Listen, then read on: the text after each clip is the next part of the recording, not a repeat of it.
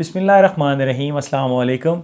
दोस्तों, आज हम बात करेंगे हार्ट अटैक के बारे में। हार्ट अटैक क्या है, इसकी अलामात क्या हैं, इसकी वजूहात क्या हैं और इसका इलाज क्या है।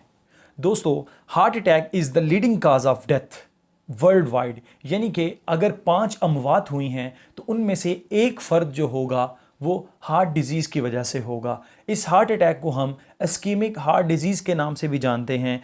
ये मर्दों और औरतों दोनों में हो सकती है और उम्र के बढ़ने के साथ साथ हार्ट डिजीज़ के बढ़ने के चांसेस भी बहुत ज़्यादा हो सकते हैं। उसकी वजह है अनहेल्दी लाइफस्टाइल। तो इस डिज़ीज़ के बारे में पढ़ने से पहले हमें पता होना चाहिए कि हमारे जिस्म में दिल का क्या काम है। दिल हमारे जिस्म का एक अहम जुज़्व है जिसका काम पूरे जिस्म में खून को पंप करना है और इस खून के ज़रिए ये फेफड़ों से ऑक्सीजन लेता है और जिस्म के हर सेल तक पहुंचाता है ताकि वो सेल अपना नॉर्मल फंक्शन परफॉर्म कर सके और ज़िंदा रह सके। उसके साथ साथ ये दिल अपने पट्ठों को भी खून पहुंचाता है और अपने पट्ठों को भी ऑक्सीजन पहुंचाता है ताकि दिल के पट्ठे जो कि 24 घंटे काम कर रहे होते हैं उन तक भी ऑक्सीजन पहुंचे और वो अपना काम नॉर्मली कर सकें और ज़िंदा रह सकें। जैसा कि मैंने आपको बताया है कि दिल के पट्ठों को ज़िंदा रहने के लिए ऑक्सीजन की ज़रूरत होती है, तो दिल बजाते खुद ये ऑक्सीजन ब्लड के थ्रू अपने पट्ठों तक पहुंचाता है।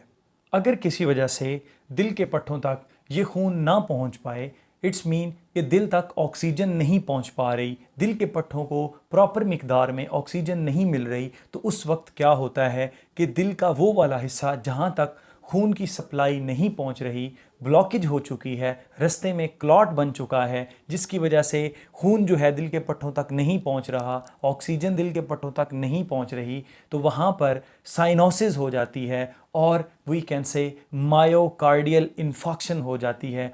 प्रॉपर ऑक्सीजन ना मिलने की वजह से दिल के पट्ठों की डेथ हो जाती है जिसकी वजह से क्या होता है, इंसान की मौत वाक़या हो जाती है। ऐसा क्यों होता है? क्योंकि नालियों के अंदर कोलेस्ट्रॉल की ज़्यादती की वजह से या नाली के अंदर से रप्चर हो जाने की वजह से वहाँ पर क्लॉट बन जाता है जो कि खून की सप्लाई को ब्लॉक कर देता है। जब खून की सप्लाई ब्लॉक होती है तो दिल के पट्टों तक ऑक्सीजन नहीं पहुँच पाती और वो अपना काम प्रॉपरली नहीं करते।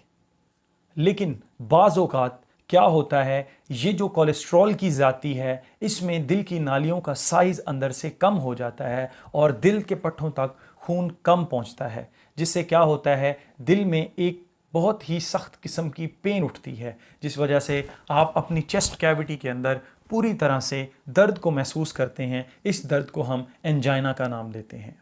अगर इंसान एंजाइना की पेन फील करता है तो उसको फ़ौरन से डॉक्टर के पास जाना चाहिए। फिजिशियन के पास जाएगा तो वो उसके कुछ टेस्ट करेगा जिसमें इब्तदाई टेस्ट जो है उसको हम ईसीजी इलेक्ट्रोकार्डियोग्राम के नाम से जानते हैं, वो किया जाता है जिससे दिल की फंक्शनिंग का पता चलता है कि दिल अपना काम प्रॉपरली कर रहा है या नहीं।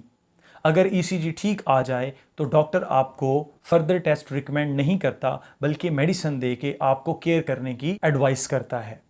लेकिन अगर ईसीजी में प्रॉब्लम आए तो उसके बाद आपका नेक्स्ट टेस्ट किया जाता है जिसको हम एंजियोग्राफी कहते हैं। एंजियोग्राफी बेसिकली दिल का एक टेस्ट है जिसमें नालियों की कैफियत मालूम की जाती है कि ब्लॉकेज कितनी है, कहाँ पर है और दिल की कौन सी नाली इफ़ेक्टेड है।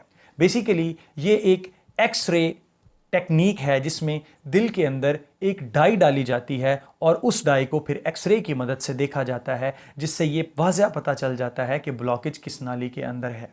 एंजियोग्राफी करने के बाद अगर तो ब्लॉकेज बहुत कम है या थोड़ी है तो डॉक्टर क्या करते हैं, उसी वक्त एंजियोप्लास्टी कर देते हैं। इसमें क्या होता है, एक बैलून कैथेटर की मदद से नाली को पहले खोला जाता है और फिर उसमें एक स्टेंट डाल दिया जाता है और वी कैन से एक बायो स्प्रिंग डाल दिया जाता है जो क्या करता है, नाली को खोल देता है और उस ब्लॉकेज को ख़त्म कर देता है जिससे ब्लड की सप्लाई दिल के पट्टों तक पूरी तरह से पहुंचती है और दिल अपना प्रॉपर काम करना शुरू कर देता है। और इसी तरह से अगर ब्लॉकेज बहुत सारी जगहों पर है और एंजियोप्लास्टी से हल नहीं हो सकती तो उसका नेक्स्ट हल जो होता है वो होता है कैबेज, जिसको हम बोलते हैं कोरोनरी आर्टरी बाईपास ग्राफ्टिंग। और वी कैन से हम इसको बाईपास का नाम देते हैं या फिर हम इसको ओपन हार्ट सर्जरी का नाम देते हैं। इसकी वजूहात क्या हैं?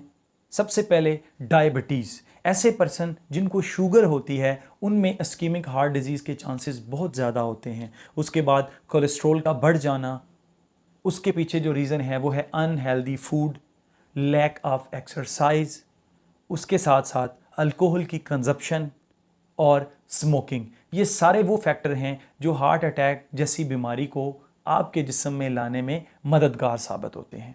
उसके बाद हम बात करते हैं इलाज की। तो डॉक्टर कैबिज या एंजियोप्लास्टी करने के बाद आपको रिकमेंड करते हैं ब्लड को पतला करने वाली मेडिसिन जिसमें एस्पिरिन शामिल है, ब्लड प्रेशर को मेंटेन करने वाली मेडिसिन जिसमें बीटा ब्लॉकर्स शामिल हैं, और उसके साथ साथ आपको डायूरेटिक मेडिसिन दी जाती हैं और ब्लड कोलेस्ट्रॉल को मेंटेन करने के लिए, कम करने के लिए मेडिसिन दी जाती हैं जिसमें आपके पास रोविस्टेटिन शामिल हैं। तो आई होप कि आपको ये वीडियो अच्छी लगी होगी। अगर आप ऐसी ही वीडियोस देखना चाहते हैं तो मेरे चैनल के साथ कनेक्ट रहिए, इसको सब्सक्राइब कीजिए। थैंक यू एंड अल्लाह हाफिज़।